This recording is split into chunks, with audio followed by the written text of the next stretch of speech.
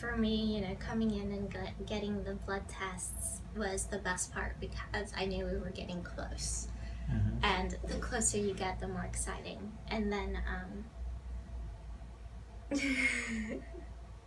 when you do the implant, that's an exciting day. Oh my gosh. I thought I was gonna jump out of my skin that day. I was so excited, I couldn't wait. And you put us on some very happy little pills because I remember slightly coming to, and I was telling my husband how handsome he was. So it was a pleasant experience for him too. But it's such an exciting day, that day of the implant. It's such an exciting day because you see the little petri dish embryo, and then you see this. This was in the petri dish. Really? That was you?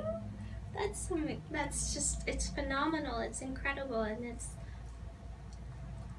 how lucky are we that science can let us, do these things and help us out in these times. But I can't imagine going anywhere else. I mean, everyone here was just perfect, and I can't wait to do it again. I can't wait to do it again because another one of these another one of these little guys. Yes, please.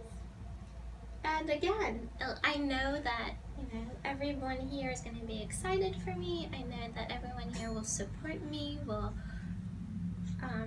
provide any answers to all the questions, and I know I'm in good hands. I